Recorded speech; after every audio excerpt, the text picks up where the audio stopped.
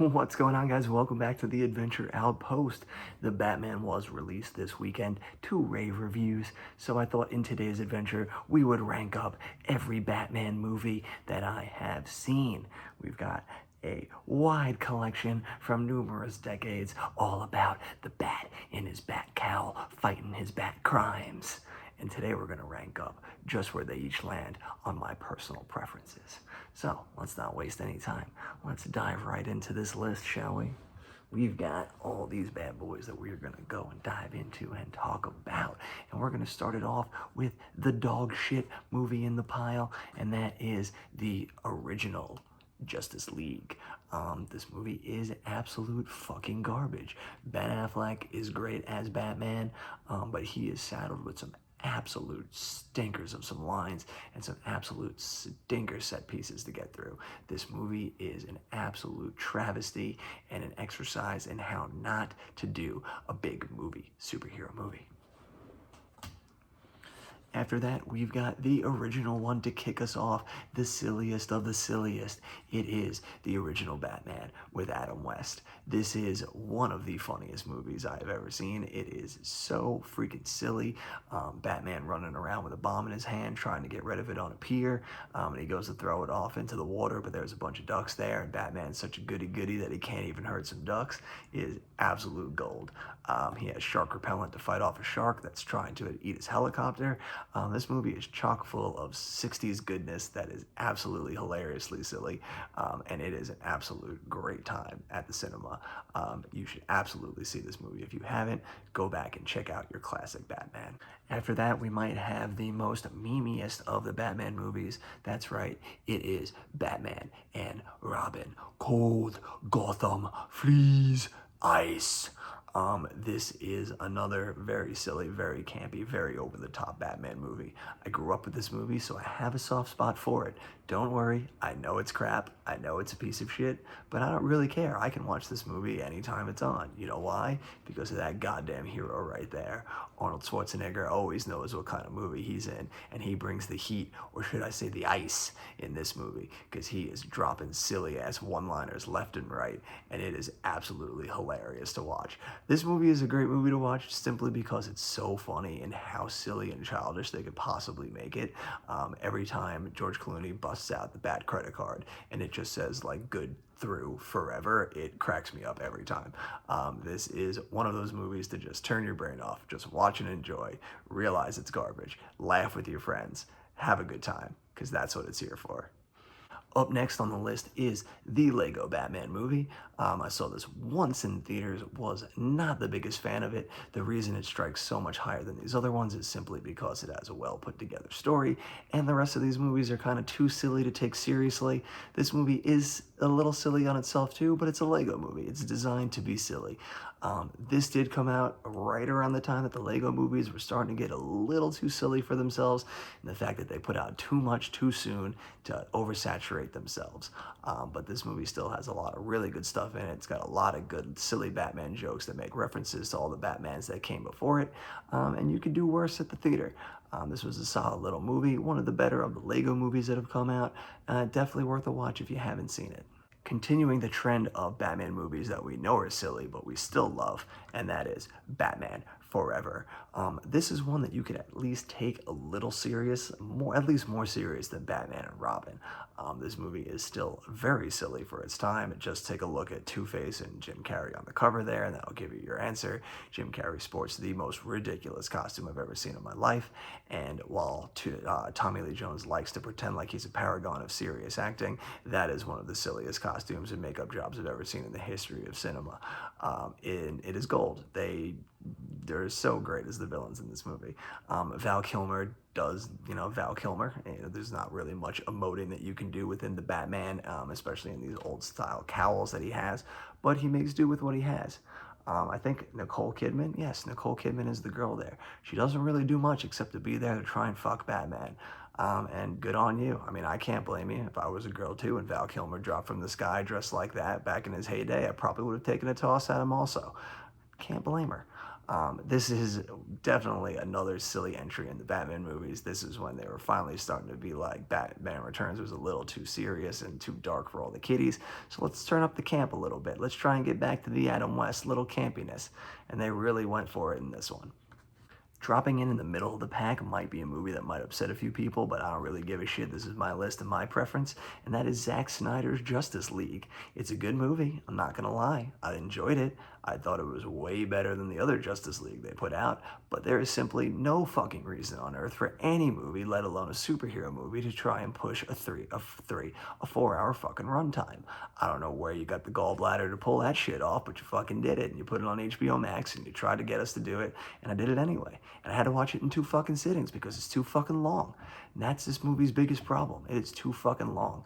And while it is great and at least all these characters get actual arcs and get to play like they're actual characters, the story has no need being fucking 4 hours long. It was literally just Zack Snyder getting to shove every fucking Zack Snyder thing he's ever wanted to do into a movie. Some of it worked, some of it didn't, and it is a mind fuck of a movie. But I will give it that the ending of that movie with that nightmare scenario and everything and Martian Manhunter definitely let me notice that I would watch another one of these, although only if he made it under 2 hours, which I don't think he'll ever fucking do. So I guess it's a good thing that DC is erasing this from memory. But this will always stand here as the test of time with its beefy ass 242-minute runtime. Up next, we've got the worst movie for Christopher Nolan to put out, and that was The Dark Knight Rises. I say the worst movie simply because the other two Batman movies that he put out are such gold that this one feels like a turd in comparison. But it's not. It has a lot of good material in it. It's just that it does not live up to the high expectation that we had simply from the last two movies. So this movie feels like such a step down in creative output compared to the other ones. But Tom Hardy is Bane is fucking incredible in this movie. He is such a fucking powerhouse of a human being. The fight scene that he has with Batman, where he just beats the shit out of him and breaks his back, is fucking incredible. I think Anne Hathaway as Catwoman is really good in this movie. Christian Bale is always bringing the heat. The man is fantastic. The thing where this movie falters a lot is within its story context. It's the story just does not live up to it. There's too many plot holes, too many nonsensical shit that happens that gives you reminiscent thoughts of like campier Batman movies. It's too silly for its own good at times. And that definitely hurts this movie. Like Marion Cotillard, with the third act twist that she was a villain, is really dumb. Batman taking the nuclear bomb out into the water and somehow surviving is really dumb. There's too many silly moments in this movie for it to rank any higher than it does here. Up next is a movie that only hits in this spot if we're talking about its Ultimate Edition, and that is Batman v Superman. The Ultimate Edition, which is the 3 hour version of this movie, is a movie that actually has an arc. It actually has plot development. It actually has characters making smart decisions that make sense in a long context of the actual story. And it's a much more enjoyable movie to watch. And I found myself really actually enjoying that movie. I think Batman that they inputted here with Ben Affleck is really interesting. It's a very interesting take. Again, I'm always for unique Batman stuff. Batman's been done so many times that I don't really care when you change things because like we've had so many of them that you need to change stuff to make it interesting at this point. So I'm cool with this version of Batman being one that just straight up murders people, like, and he doesn't have his code. I'm down with it. I don't care. I'm cool with it. If it works within the context of the movie and it makes sense, you've sold me. And within the context of this movie, it made sense and you sold me. Ben Affleck is an absolute meat eater, man. That dude is fucking huge in this movie. And his Batman is a fucking force to be reckoned with. It's phenomenal. And him and Henry Cavill really step up to the plate as these two in this movie, and they really work to make this movie sell. And the Ultimate Edition is definitely the one I would advise for you to check out if you're looking to jump back into Batman or Superman after thinking the first time you saw it in theaters was pretty shitty. I agree with you. Give the Ultimate Edition a shot. Dropping in at number 4 is the one that set us on this path. That is the 1989 Batman. look at that. What can be said about this movie? This movie is fantastic. I grew up with this movie. I've always loved this movie. Michael Keaton inspired Batman. He just absolutely fucking crushes it as Batman. Jack Nicholson too as the Joker is really freaking good. He's more campy and comic booky than other Jokers we've gotten later in life, but he definitely brings the heat in this one. He is just such a fucking manic presence. He just really is so over the top and hilarious. It just works in this movie. It's fucking great. It's the one that started it all. This is the one I grew up with. This is my childhood. This movie will always have a special place in my heart. It will always be fun, and I will always give it a shot, and I'll always watch it whenever it's on TV. Number 3 was Christopher Nolan's first foray into Batman, and that is Batman Begins. This movie is a fucking stellar movie. I saw this 3 times when it came out in theaters. I was in high school. I was 15 years old, and I was obsessed with this movie. It was so great. Christian Bale is so good as Batman. There's so many great moments in this movie. I love the nonlinear storytelling in the beginning that shows him how he became the Batman, him working with the League of Shadows, and him eventually returning back to Gotham City to try and be this paragon of virtue, while the League of Shadows are lurking in the shadows trying to take down Gotham City.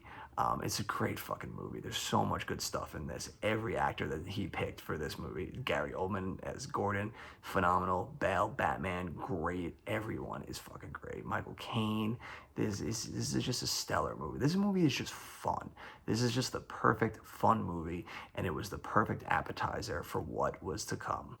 I realize now that I said that one of the Batmans was number 4 when it's not, because I don't know how to count. I think that first Batman that I said was number 4 is actually number 5. I don't know. You do the math when you're watching this, counting them down. I don't know. It's one of them. It's not number 1. That's all that matters. I think it was number 5 though, if I'm counting right now. Now this is number 3. That's right. We're back. We're back on the path. This is 3. And it's Batman Returns, because it's fucking great. I love this movie. I love that it's set at Christmas. I love that it's snowing a lot of the time. It gives it such a unique atmosphere, and aesthetic. Atmosphere and aesthetic goes a long way for me in movies. I fucking love when you do unique things in movies and use nature to establish setting and aesthetic, and it works phenomenally in this movie. Danny DeVito as the Penguin, inspired choice. Whoever came up with that, give them a fucking award. Michelle Pfeiffer's Catwoman, absolutely stellar in this movie.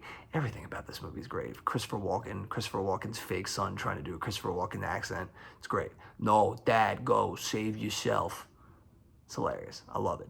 And Michael Keaton is Batman, of course. We already said it, but we'll say it again. He's fucking phenomenal.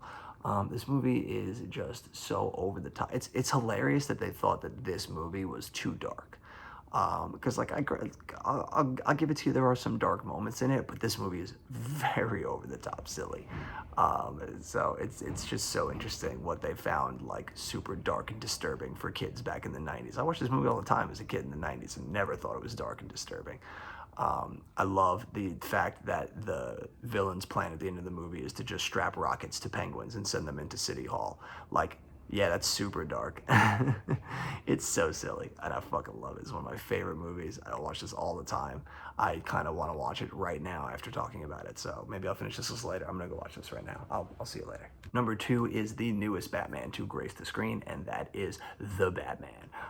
It is a fucking phenomenally unique Batman story that highlights most yet out of all the Batman movies, his detectiveness. It's pretty much just a detective story. The movie is just basically Seven with Batman. And that's fantastic. It reigns the entire movie, which I fucking love. I just talked about aesthetic for the last movie. Aesthetic and atmosphere and nature to make setting is always fucking key. And the fact that this movie is just raining the entire time is an absolute gem to help create the atmosphere of this movie. Everyone's firing on all cylinders.